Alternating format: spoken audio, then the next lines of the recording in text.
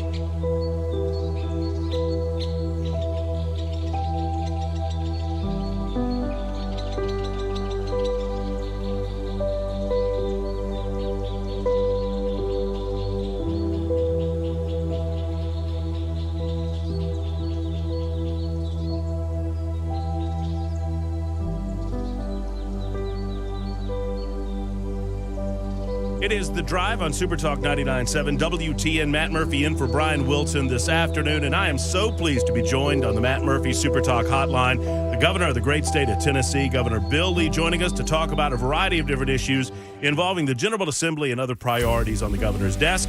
Governor Lee, it's so good to speak with you. Good afternoon, sir. Hey, Matt. Good to see you too, sir. Good to talk to you too. Thank you for having me on. Well, I haven't had a chance to speak with you since your inauguration address. You set priorities not just for the next year, but for the next 4 years. You've also had a State of the State address. I'll ask you broadly, Governor, how do you believe that's been received not just by the General Assembly, the legislative body, but also by the people of Tennessee? You know, I appreciate you asking about those two events, because they really do kind of outline what I think is most important for our state going forward. And we've gotten a lot of good feedback on that. We have one of the fastest growing states in the country, and we have an obligation to respond to that growth, to not only feed that growth, but then to respond in ways that are good for the people of the state. Transportation, everyone knows I've been talking about that a lot. We got too much traffic, we have too much congestion, and we're one of the fastest growing states. Our cities are growing rapidly, and those are all good things. The growth is, congestion and traffic is not. And so we have a major initiative that we feel very encouraged about. We've gotten a lot of positive feedback on it. You know, I'm a guy who doesn't want to raise any taxes, and I don't want to go into debt, but I do want to build roads, and there are decisions to make about that if you would want to build the roads that we need. So that's transportation. We are making significant investments in vocational education, which is something that I am passionate about because of my past work in the private sector, and, you know, with plumbers and pipe fitters and welders and electricians and technicians and, you know, really smart people that we don't have enough of in this state. And so we're investing heavily in our colleges of technology to create 10,000 workers a year. These are the kind of things that we are proposing for the future of our state, and we've gotten really good feedback on that. Well, Governor, let me break down that answer in, well, a lot of different ways to go. One, education, obviously, but let's start with transportation. And it took me a second to recognize, but I think it's important that we highlight this. The $3 billion that you earmarked in your message to the legislative body, your message to the people of Tennessee, that's separate and apart from the choice lane proposal, right? These are two parallel but separate tracks. The choice lanes, the idea of that is that would be paid by private entities in a private-public partnership. The $3 billion is additional road projects that would happen in a lot of our rural communities in the state of Tennessee beyond the possibility of the choice lanes. Do I have that right? Yeah, that's right. So what we've got is a state that needs major investments in our urban centers. We need to build some significant highway projects in Nashville, you know, from Murfreesboro to Nashville, or from Franklin to Nashville, or from, you know, north down into Nashville. We need to expand significantly the number of lanes that we have in our big urban cities. And the same is true in Memphis and Knoxville and Chattanooga. Those are enormously expensive highway projects that if we took the state dollars to build those, then it would pull all the money that we have for highway construction. And the people that would pay the price are the rural communities, the interstates and highways that run through rural areas. We need a 3-lane interstate from Nashville to Memphis, or from Jackson to Memphis, or from Nashville to Chattanooga. We need rural interstates to be expanded, and you can't do both. So what we're proposing is these choice lanes that will provide an income stream to pay for, through private partnerships, to pay for the urban projects, so that we can use the general fund dollars from our state budget to pay for the rural projects, because we really need them both. You know, messaging is so important in what I do, in what you do, Governor, obviously. And if the wrong message is received, then you kind of have to back up and reset. And when I talk to people about the concept of choice lanes, If I explain it to them as a private partnership, it's an additional roadway. If I explain it in the right way, it's received well. When people hear the word toll, they freak out. That has to be a priority of yours to make sure that we explain these issues in a way that folks understand that toll roads are not coming to the state of Tennessee.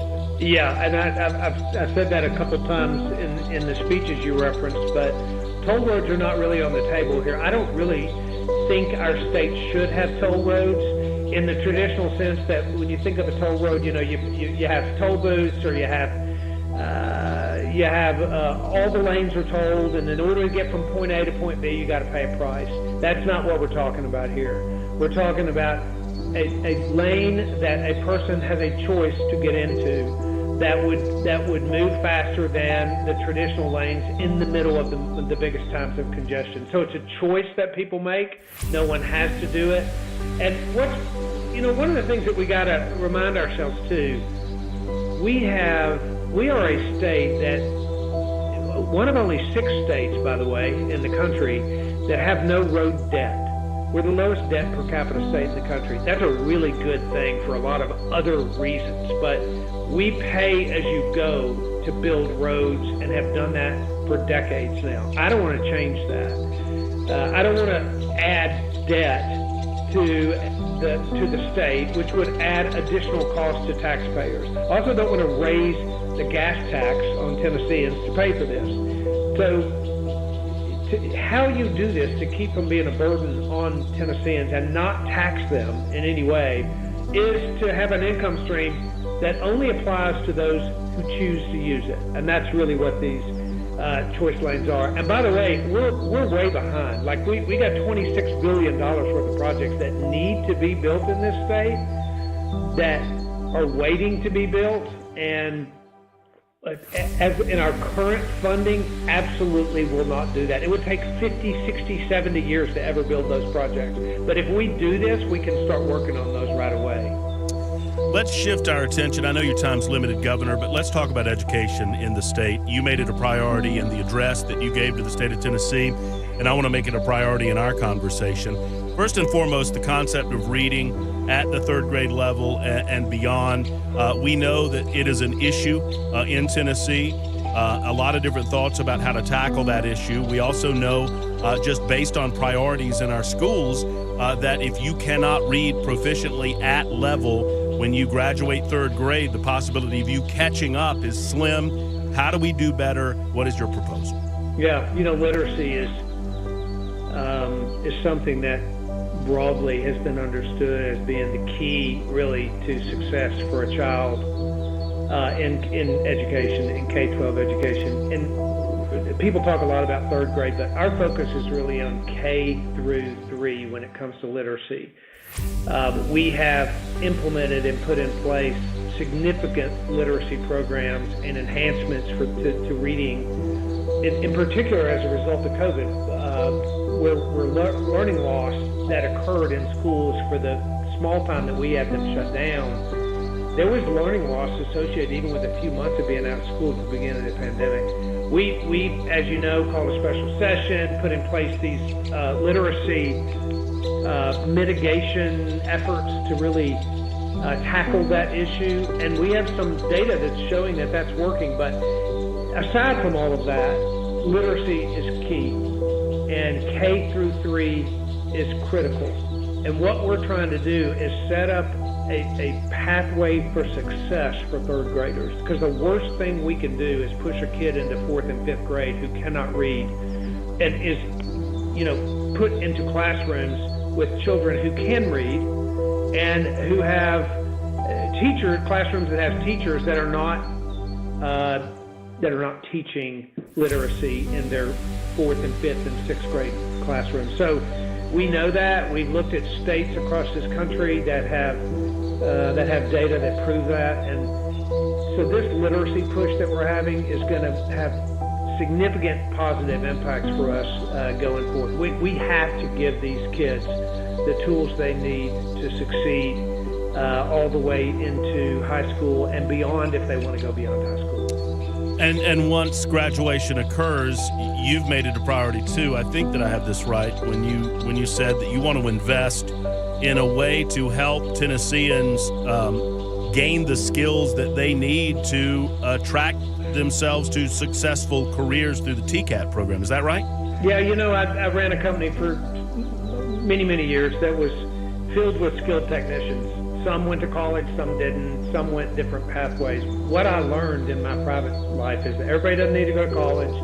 There's a lot of really gifted, talented people that, frankly, we don't create much of a pathway for them to be successful through the traditional educational path, especially in post-secondary higher education. TCATs are 90% of the people that go to a TCAT get a job in the field that they studied, which is a pretty shocking statistic for post-secondary. And so what I think is we should invest heavily, not only in, traditional college routes for people that want to get out, but if you don't want to go that route, then we should give other pathways, and a College of Applied Technology is another one of those pathways. So I put in my budget a historic funding to build a significant number of new ones, to renovate, to change, to expand, to create an additional opportunity for 10,000 skilled workers a year. That is the goal here. The goal is not about, academic achievement. It's about creating a skilled worker who can access a high-paying job and provide for their family. And by the way, the state with the workers is going to win in the future. And the reason that companies are coming here is because they see a commitment to workforce development, and they know that we can provide the skilled workers that they need to build their business. I know you've got to run, but one more quick rapid-fire question regarding the two big issues of the General Assembly. I don't know if they're the biggest issues affecting the state of Tennessee moving down the road, but obviously the ban on underage gender reassignment surgeries in the state, and the ban on adult sexual performances in front of kids in public places. Those are moving very quickly through the General Assembly. Unless something odd happens with the language in the bill, I know you have to read it, I know you have to study it, but is it your expectation that you'll sign both of those pieces of legislation quickly? Oh, yeah. I'm supportive of that. I'm grateful for Leader Johnson and Leader Lamberth. And, I have a very strong working relationship with Speaker Sexton, with Lieutenant Governor McNally, and we all agree that protecting children from things that children should not be exposed to, whether it's a permanent medical procedure that just absolutely shouldn't be happening with children, or some of this entertainment that's not appropriate for kids, so-called entertainment that's not appropriate for kids. So yeah, I'm supportive of that. And a little unfair because our time is so limited, but speaking of Speaker Sexton, he mentioned the possibility of Tennessee moving forward without needing federal education dollars and still fully funding education. Is that something that's on your desk that you're studying as well, Governor? Now, I haven't seen his proposal, but I've talked to him about it. I mean, the Speaker and I talk a lot, and we both are always, and I'm always interested. I haven't talked to him about the specifics of that because I think that is something he's still working on, but I'm always interested in ways that we can improve the education system in this state, and I'm also pretty interested in pushing back on the federal government when it's appropriate. Like the things that the federal government, puts on states that is overreach, and we've seen that happen a lot in the last couple of years, and we have pushed back significantly. And I'm a strong believer in working together with other governors across the country, frankly, and you've seen that happen too, where we collectively come together and say our states are not willing to do that, and there's a strength in that. The 10th Amendment is there for a purpose, and the sovereignty of individual states is real.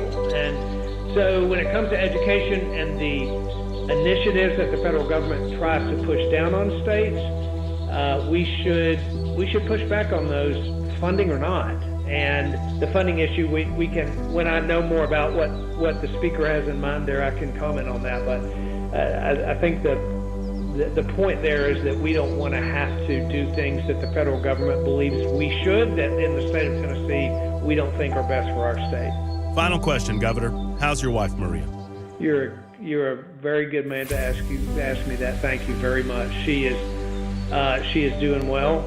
She is in the process of treatment right now, and it's difficult for her. And there's a whole lot of Tennesseans that go through very difficult things like she's going through, but we are incredibly grateful for her, and frankly have been kind of overwhelmed by the amount of outreach and the number of people that have expressed that they're praying for us and their care for Maria, and we trust the Lord will heal her, but we're grateful that will come in part because of the prayers of people that have reached out to us. So well, beyond the politics, beyond the conversations, a lot of them very important. We just hope that you, your family, and most especially Maria feels the prayers that Tennessee and the rest of the world really showering on her. We do, and we are very grateful, and thank you very much for that, Matt. Thank you, Governor. Always good to catch up with you. You know how much I appreciate these conversations. We'll see you soon. All right. Take care, Governor.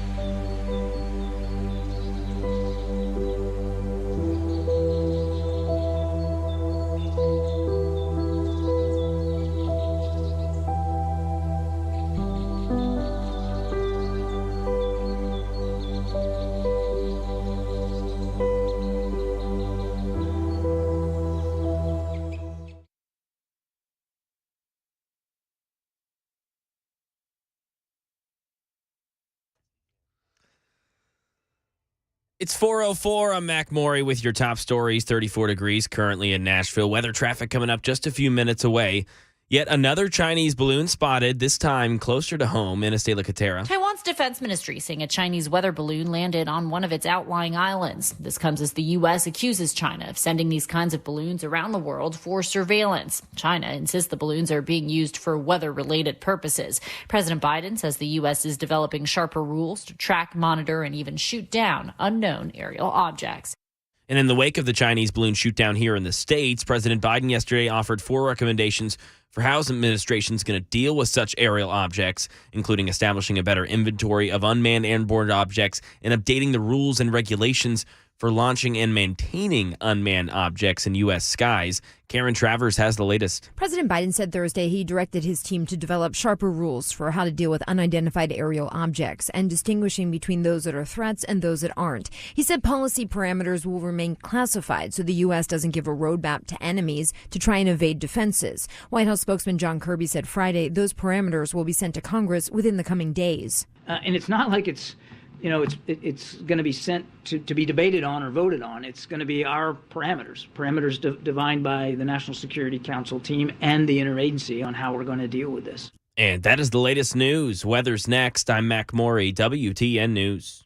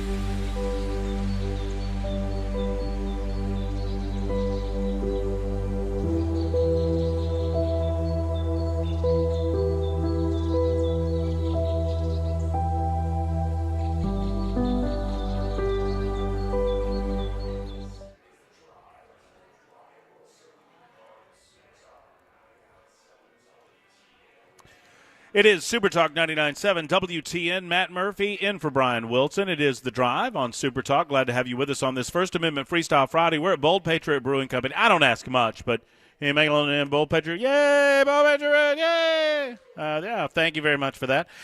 You can be here, too. We're here till 7 o'clock tonight. Obviously, Bold Patriot will be around into the evening. You're invited. If you've never been by, L&L Market is a fabulous place. It is my understanding, for those who don't know the history, that this was what did this start as? Hold on. I'm going to take. Does anybody know? What did this facility begin as? It was a hosiery. It was a hosiery manufacturing facility. They made hosiery for women in this very facility. So it's a great place, great location, and they have done fabulous things with it. A lot of shops here. Bold Patriot right in the back. You can swing by and say hello to us. Look, Norm Parton's already in the house. He's getting ready to talk NASCAR racing this weekend with Daytona. Yeah, I see that. That's what I'm talking about. He's already getting lubed up. He's lubing up the chassis for our conversation that should be at around just after 5 o'clock. We'll talk with Cameron Sexton of the Tennessee Legislature, the Speaker of the House, at 5:05. And right after that, Norm will swing by, talk a little NASCAR, the Daytona 500. You guys know me. I'm a huge motor racing fan, particularly NASCAR. And the season cranks up this weekend in Daytona with the Daytona 500. Duels last night. And some pretty exciting racing last evening. All right, before we get to that, one of my favorite racing friends is here. We'll get to him in a moment. You can always super text us at 615-737-9986. Yes. Well, let me give you an example of what I'm dealing with on the super text line right now. So Debbie has written in, and even before I said a word about it, Debbie said, I'm sure your mouth is salivating to criticize Andy Ogles again. You still can't get over Andy's snub when he refused to come on your show. Debbie, I don't know why you would assume that I would be salivating to criticize our 5th Congressional District representative over the fact that he mischaracterized himself as an economist. But, we'll get to it probably in around 30 minutes or so. And I promise you that you will come away feeling that Matt Murphy has been more than fair with Congressman Andy Ogles. That is to come at about 4:35 today. Right now, let's cue the music because it's time for our good friend, Jay St. Clair. Good morning, Americans. It's Friday. Yeah, it's not morning, but it is Friday. We're at Bold Patriot Brewing Company. I wish my friend was here. We have him on my show from noon until 3 every Friday to talk legal matters and, well, just to talk about anything that comes to our mind. And he joins us this afternoon as I'm subbing in for Brian. On the drive, Jay St. Clair, my friend, how are you? Man, if I was any better, I would be my Secretary of Homeland Security. She's a little worked up right now. I apologize for that. I can hear her in the background, Jay. What do you got? You got a possum situation going on? I don't know. You should have heard her about 3 o'clock. I'm sorry, man. Let me see if I can get away from her. About 3 o'clock in the morning, she was sleeping inside it. I mean, with DEFCON 5. I thought Biden started World War III. Here it is. And her food bowl's right outside the door, and the door's got a window in it. So yeah, I think Lazarus's cousin or somebody wandered up trying to get some crumbs or dog food. Well, you know that the perimeter is secure when Olivia's on the job. That's good news. Oh, I sleep really good tonight.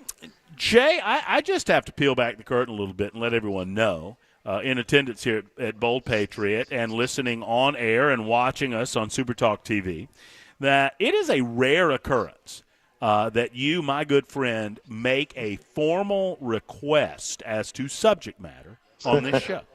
No, I'm not pushy. I'm not pushy. I mean, you say, Matt, I'll answer any legal question anybody has. We'll talk about anything that you got on your mind. We can talk about it. But you offered a recommendation as to how we should start this conversation, and it involves Raquel Welch. Raquel Welch. Well, this is what I have to say about it. This has been several years ago. We were on the radio, and I think we must have been talking about this idea of sexual preference versus sexual, I've forgotten what the other term was, orientation. Mm-hmm. And this idea of, are people born gay, or are they, is that a choice? Mm-hmm. I think that's what the conversation was. It's probably 10 I'm confident that was the subject. Yes, sir. Yeah, and back when people talked about that. And so you said, Jay, do you remember when you knew you were heterosexual? I mean, I don't know. That may not the exact word, I remember this clear.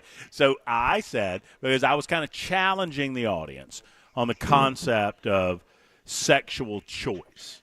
Yeah. And I said, Jay, do you remember when you decided to be heterosexual? And you, Yeah. believe it or not, had an answer. Oh, right away. I didn't have to think about it. I said, man, it wasn't a choice. I mean, it wasn't a decision. I knew. I can tell you the exact moment in my life when I knew I was heterosexual, without a doubt. That's the first time I saw the movie poster for 1,000,000 Years BC. That very moment, I said, I'm straight. Yeah, I remember I saw it was before 9 to 5. It must have been the Porter Wagner show or a rerun of the Porter Wagner show. Yeah. But I knew the type of woman that I was interested in the first time I laid eyes on Dolly Parton. I knew beyond a shadow of a doubt. So for those who have never seen the movie poster for 1,000,000 Years BC, how would you describe it today as you remember it? One of the top 10 pieces of art of at least the 20th century, man, maybe of the modern era. It's 1,000,000 Years BC, right? It's caveman, and I believe the only person in the poster is Raquel Welch. Mm-hmm. And they didn't have a lot of fancy clothes. 1,000,000 years BC, they would kill an animal and then skin it and then make clothing out of the fur. Well, I think this animal was a bear. It wasn't a big bear. It was probably a juvenile bear. So there wasn't a lot of fur. And we might, it was a fur bikini. That was not a bear, Jay. That was barely like a fox. It was maybe. No, you're right. Yeah, it right. was. I would. I mean, that might have just been a rabbit pelt that she had on. Oh, what a just a classy lady. I've been reading about her, and and she was just, it has to be the most sexy, I think it's the right word, woman that I've ever in the history of womanhood. But Raquel Welch, really, really good person, was also, she made an appearance. I don't know, Jay is for those not as familiar with Jay as I am, and there aren't many that are. Jay, he gets fuzzy on pop culture around what, 83? No, it's not. I can tell you exactly when it was. September 1980. Mm-hmm. That's when I started law school, man. And then it's really hit or miss. Really hit or miss. Oh, absolutely. You were shocked that I knew about Ferris Bueller's Day Off. I know. I was. Yeah. So I don't know if you know this, but Raquel Welch makes an appearance in the feature film The Shawshank Redemption. One of the tributes that I read, all these people giving tributes to her, is, and thank you for helping, what was the character's name? Andy Dufresne. And thank you for helping Andy Dufresne break out of the prison. She was Fuzzy Britches, as referred to by the warden in Shawshank Redemption. Maybe we'll just ask Fuzzy Britches there on the wall. Oh, it's a miracle. He's just disappeared in his cell. And that's when he throws the rock at her. Jay, you wouldn't know, but he throws the rocks. I've seen the movie. And okay. Oh, yeah, he throws the rock at the poster, and the rock goes through the poster. And that's how he grabs it and rips it off, and that's when you realize what Andy's been doing with those little rock hammers all those many years. Well, obviously, just an absolute cultural icon. And I don't know that we have them like that anymore, Jay. And also, our culture has changed so much. Dolly. And the two of them, when I think about it, the more similar they are. Raquel Welch had a very strict rule. She never did anything nude, topless, none of that. Same true with Dolly. Just classy people. Now, I'll say this. Raquel did not get involved, to my knowledge, into the charitable work that Dolly does. But just not only talented performers, man, but just great people. Just absolutely great people. Well, Jay, let's take a quick time out and let's answer some legal questions because they're already coming in on the super text line, believe it or not. And my first question for Jay St. Clair will be one, it's a legal term of art, I would say, and it is the word puffery. And I will ask my good friend and legal scholar Jay St. Clair to define puffery when we return on The Drive. No Brian Wilson, Matt Murphy, and for Brian on Super Talk 99.7 WTN.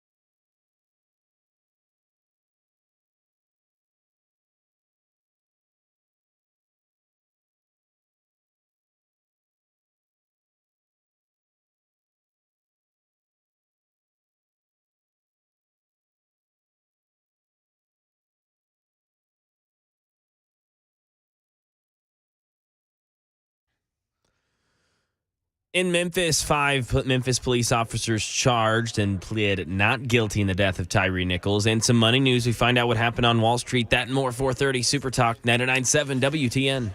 Thank you much, Mr. Morey. It is Matt Murphy in for Brian Wilson on the drive. Super Talk, 99.7 WTN. You can listen online. You can listen on the radio. Hold on. Yeah, let me cut that out. You can listen online. You can listen on the radio. You can watch on Super Talk TV, and several of you are doing so. And you can listen to Jay's dog bark in the background. Jay St. Clair's with us. Several of you, no, you're fine, are asking about the governor's interview with us, and there was a little bit of confusion there. And that was we needed to do that earlier in the day. I had scheduled that when I was anticipating being on from noon until 3, and we didn't want to lose that opportunity to speak to the governor. So we're going to re-rack that at 6:35 tonight. If you missed any of that, you'll hear Governor Bill Lee a little bit later on the drive. Right now, talking with Jay St. Clair. Jay, there's been a lot of discussion. I'm not going to get local just yet with this story involving our own Congressman Andy Ogles, but you know this George Santos story is out there with this New York guy, and he's just been making up just about everything in his background, and it's a really, really extreme example of how politicians fudge the truth when they're trying to present themselves to potential voters. And it reminded me of a term of legal art that you taught me years ago, and it was the word puffery. And I want to have that discussion with you about puffery. What is puffery, Jay? You know, puffery is opinion as opposed to fact, Matt. False advertising is illegal. Right? You can get sued, probably go to jail for it, but that's when you misstate a fact. Puffery is when you just embellish your product, mostly by, maybe exaggeration, but you're not misstating facts. Dolly Parton is the greatest person ever produced by the state of Tennessee. That is a fact. Opinion or fact? That is a fact. That is a fact. As a matter of fact, I would go, see, you're talking to the wrong guy to use that example, because I would tell you that Dolly No, I did is that exactly on purpose. I knew that's what you would say. The law would call that an opinion, but you call that fact. Right. But this guy's misstating facts.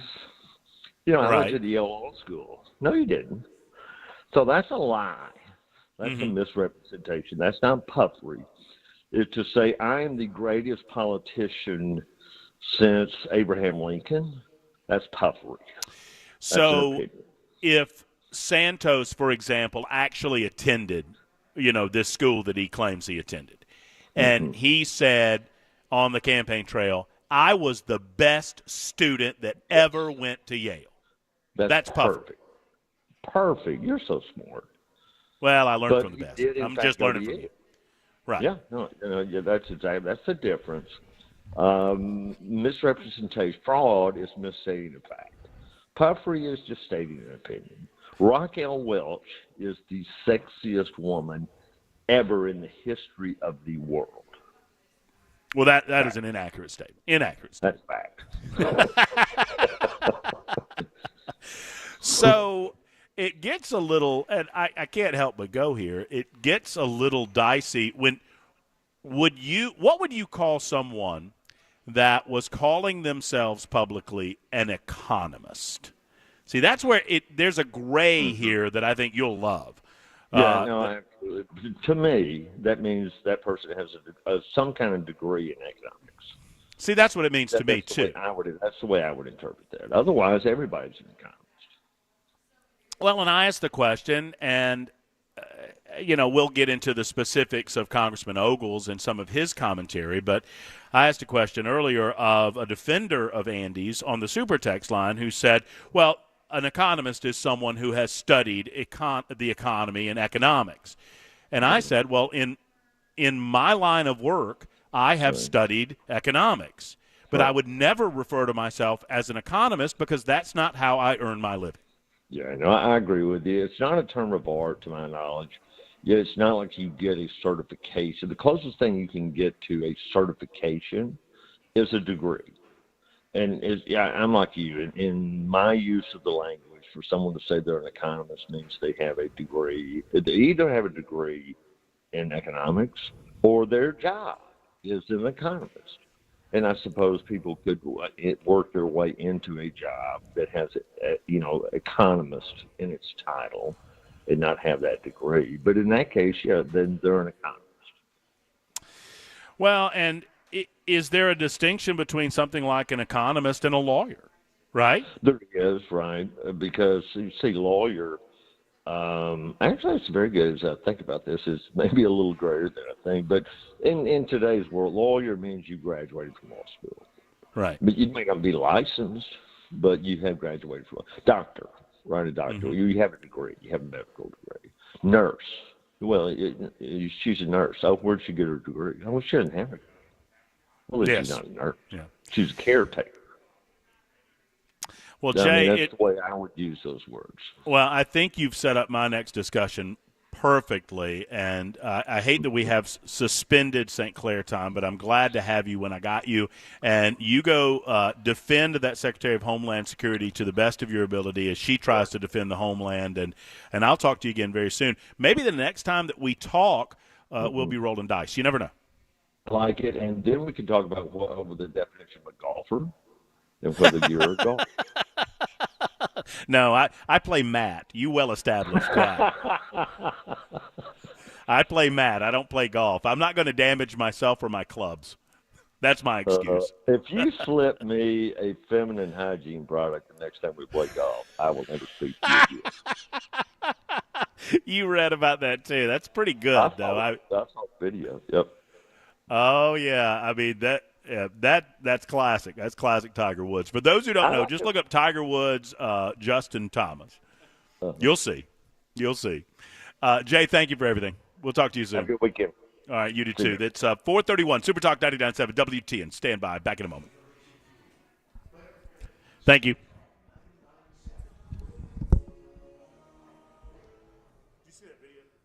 431, I'm Mac Maury with your top stories. Right now, 34 degrees.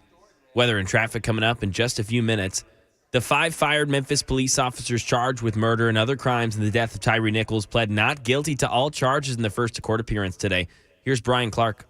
Tyre Nichols' mother, Rovon Wells, said none of the 5 officers would look her in the eye. They didn't even have the courage to look at me in my face after what they did to my son. Family attorney Ben Crump said after the hearing that community rumors that Nichols was involved with the significant other of one of the officers were bogus and untrue. What we want to remain laser focused on is getting justice for Tyre Nichols. Those 5 officers remain free on bond. The next hearing is scheduled for May 1st. Over to the money news, Daria Albinger. Major indexes closed another bumpy week with a mixed performance amid worries that inflation is not cooling as quickly or as smoothly as hoped. The Dow added 130 points. The broader S&P 500 index gave back 11, and the Nasdaq closed 69 points lower. After the indexes climbed last month with hopes that cooling inflation could get the Federal Reserve to take it easy on interest rates, the markets hit turbulence in February because reports recently have shown more strength than expected in everything from the job market to retail sales to inflation. That raises worries that the Federal Reserve will have to get tougher on interest rates while trying not to cause a recession. On the bond market, the 2-year Treasury yield went up in the morning and later pulled back to 4.61%. It has recently approached its heights from November, its highest since 2007. Economists say strong consumer spending has helped the S&P 500 index hold on to a gain of 6.2% since the start of the year. And that is the latest news. Weather's next. I'm Mac Maury, WTN News.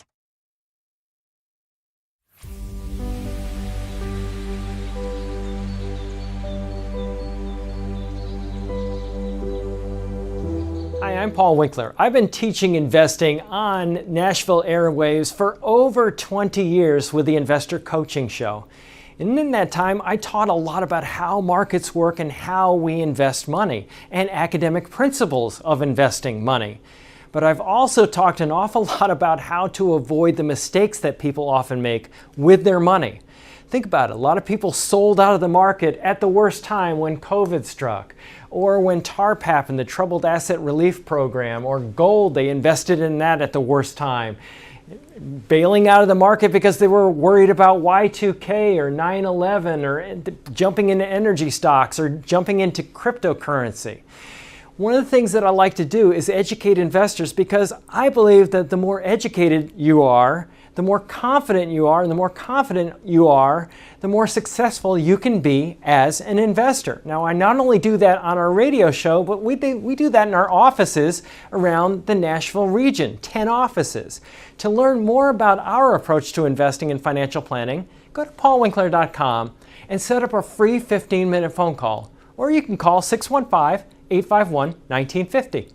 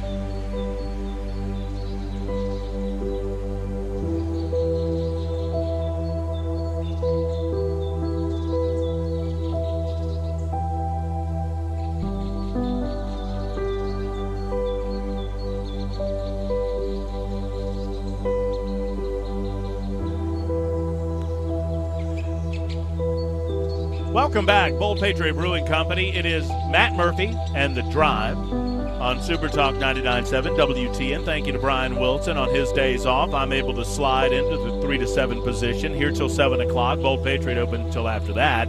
And you're invited to stop by and say hello to us. We're on Charlotte Pike at the L&L Market. Right in the back, there's a big parking area. Park and come and see us. Still to come on the drive this afternoon, Speaker of the House Cameron Sexton with some breaking news regarding the Republican National Convention in Nashville, Tennessee. That is breaking news coming up on the drive on Super Talk 99.7 WTN. Already, we've spoken to Governor Bill Lee and Jay St. Clair. Also to come, Norm Parton. Norm is I referred to him earlier before he was in the room. He's like the granddaddy of racing in Nashville, Tennessee. And I say that lovingly because he's sitting right in the corner over there, wondering why I'm referring to him as granddaddy. He's acting like he's not listening, but he is. He's coming up at about 5:35 today. And back tag 605, so a lot to get to. All right, your calls and your super text as well, 615-737-9986. As a way of setting the stage,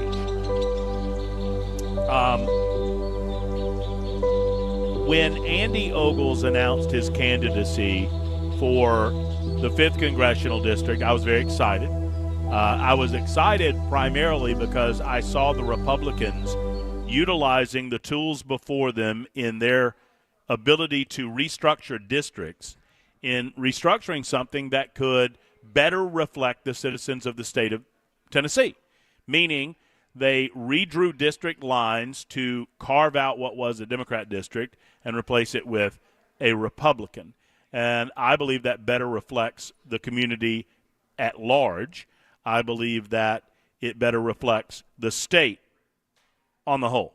I know that many in Davidson County who are blue disagree with that. They feel like they got hosed as a result of the redrawing of the district lines. But you know what? To that I say win elections. You win elections, you take over the majority in the General Assembly, and then next census comes around, and you get to draw the district lines, and you get to do it in a manner of your choosing. That said, I was very excited. I was excited about the process. I was excited about the slate of candidates. I was not excited that the Republicans booted off a couple of the Republican candidates based on rules and minutia, whatever. That's all well and good. So I only set this up in this way to explain to you that there are some that would suggest that there are sour grapes from me and Andy Ogles. And I promise you, I have no sour grapes. I wish that Andy would make himself more available to the people of this community on this radio show, and he chooses not to do that. And he chose to not do that because he did not like the idea of me asking questions about his finances in the Republican Party primary. I had some questions about where he was getting his money. He did not want to answer those questions, so he chose not to come on my show. He extended that refusal to the general election, and there's an open invitation for him to come on anytime he wants. I will agree with Andy Ogles 99% of the time on his political positions on the issues affecting the state of Tennessee as he represents them in the 5th Congressional District. Okay? So Andy and I don't have disagreement on issues. And I will applaud Andy, although I disagreed with the tactics utilized by the holdout 20 who were holding out as the other 200 Republicans in the Congress were voting for Kevin McCarthy for Speaker of the House. They held out for certain rules concessions, and while I didn't like how they were doing it, I applauded the end results, and Andy was a part of that, and so he is to be congratulated as a result. So I say all that to set this up. If you are a politician in 2023, pad your resume at your peril, because what you have done in your past, what you have said in your past, what you have presented yourself as in your past will come back up. And Jay set the stage in as much as we are all, I believe, guilty from time to time of puffery. We all highlight the good and maybe minimize the negative in our lives. There's always good, there's always bad, there's always positive, there's always negative. In the aftermath of George Santos being elected to a congressional seat in New York, Phil Williams, who is an investigative reporter here in Nashville at News Channel 5, decided to do a bit of digging in regard to the resume of our own newly elected 5th Congressional District Congressman. I'll let Phil Williams from News Channel 5 set this up. Bell, cut one. Phil Williams talking about Andy Ogles. Go. Not long after his election to Congress, Freshman Andy Ogles found himself in the middle of the drama over the House Speaker. Yeah, so I'm an economist. Giving the Tennessee Republican a chance to introduce himself to a national audience. What do you want to serve on?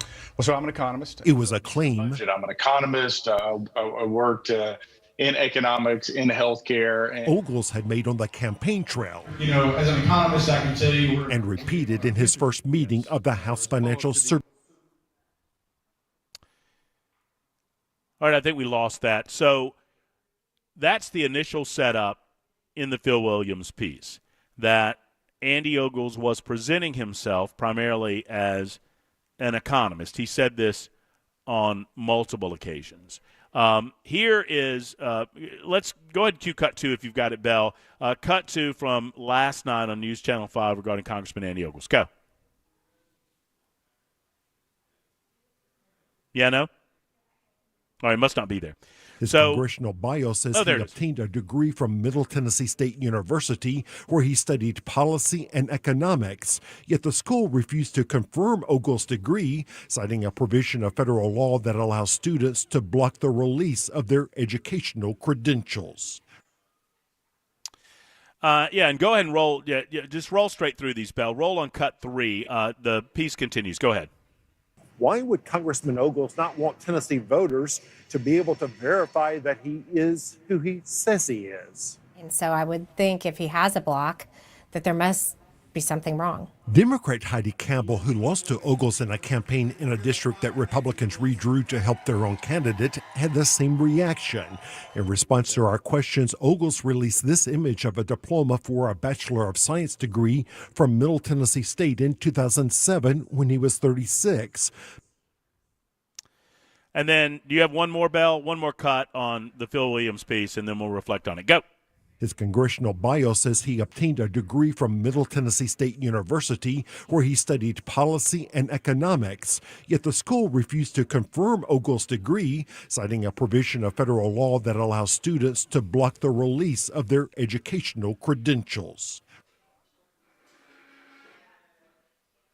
Yeah, go ahead. You got one more, Bell? What we discovered next. Wow. Surprised the candidate Ogles defeated. Oh, my gosh. It was a resume from 2 years after he graduated, where he listed a degree in international relations with minors in psychology and English. And likewise on this form for a background check in his own writing, no mention of economics. I mean, that looks to me like somebody who doesn't have any background in economics.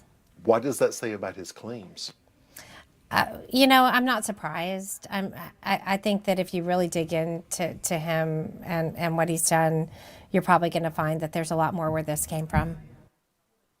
All right, so a couple of things to unpack there. One, Phil Williams called on Heidi Campbell, the Democrat who currently serves in the Senate, who ran against Andy Ogles in the 5th Congressional District, to reflect and comment on the piece. And at the end of the piece, I think he asked Heidi if she thought it would have changed the outcome of the election if some of this information would have come out prior to the election being held. I don't know that that's the case. I think Andy Ogles would still be the sitting congressman.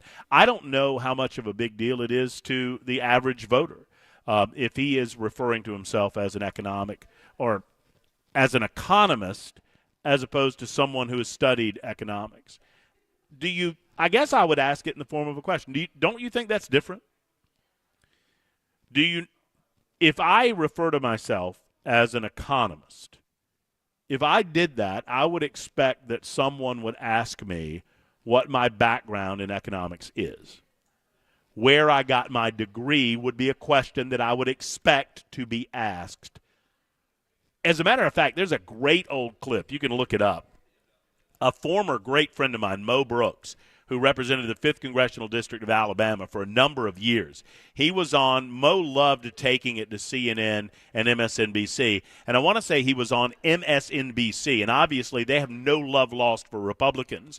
And Mo was talking about the state of economics under the Obama administration, I want to say it was, and he's just kind of going on, and he's getting into the weeds, and this smarmy, snotty reporter said, well, excuse me, where did you get your degree in economics? And he said, I graduated from Duke University with a master's degree in economics. I was like summa cum laude. He was like, boom, boom, boom. And she's like, oh, well, thank you very much. Right? So there's an expectation that if you present yourself that way, that you would have that background. I don't understand. Honestly, I don't understand why Andy feels the need to do this. I'm not hating on the guy. I understand why you would want to lean in on your background in the field, why you would want to talk about. I mean, what he ought to be talking about, in my opinion, is the fact that for years he worked with Americans for Prosperity, and they dealt with economic issues as a primary focus in the years that he served in that field. And Americans for Prosperity is essentially, it's a lobbying organization. So I don't understand why necessarily he is he's doing this. From 8523, why are you giving that Democrat hack Williams any credibility? He's an embarrassment. Well, this has to me, I don't know Phil Williams. It has nothing to do with Phil Williams. I have no respect nor regard for Phil Williams outside of the fact that it's my understanding. I've been here just over a year. I don't know who Phil Williams is from Adam's House Cat. He calls himself an investigative reporter. You can call him a hack Democrat. Maybe he is. It was obviously a hit piece, as I referred to it, 8523. I mean, there's no question that this was designed to be a hit on Andy Ogles. But if Andy had not been running around referring to himself as an economist when he's obviously not, there would be nothing to hit. Andy hoisted himself by his own petard, which is a preferred phrase of mine, right? He got blown up by his own words when it was unnecessary. Andy got elected because of his expertise in the world of politics. He got elected because he's a conservative in a conservative land, and he has been steadfastly conservative in his positions in Murray County and beyond, from what I know of him. Andy didn't need all of this. So I guess your suggestion, 8523, is if we become aware of these things because someone left of center makes us aware of them, that means they're non-issues? I wouldn't say that at all. Look, I have a background with Andy, and I'm going to leave it at this. If I lived in the 5th Congressional District and Andy runs again and he presents himself in the general election against a Democrat, I don't care if he's called himself an economist or not. I'm voting for him. And most conservatives in the 5th Congressional District would agree with that. This isn't about that. It's about being truthful. That's all. I mean, is an artist someone who draws, paints, performs, or someone with a degree in art? Do you think just ask yourself this. And I would answer your question this way, 7434. If I met you and I told you I was an economist, what impression does that leave in your head? You know what impression it leaves in someone's head. Let's not be silly about this. Andy knows what he's doing when he refers to himself as an economist. He wants to leave the impression that he is degreed in the subject. Okay, so, and I do believe that there's a huge difference. I mean, look, I've studied economics for 23 years in my role on this radio show. You better know something or another about the American economy, the world economy, Tennessee's economy, the local economy, if you're going to do a radio show like this. And I would never refer to myself as an economist. It wouldn't occur to me to do so. I would never refer to myself as an artist either, though. I think that the term is different depending on the arena that you're discussing. It's 453 on Super Talk 99.7 WTN.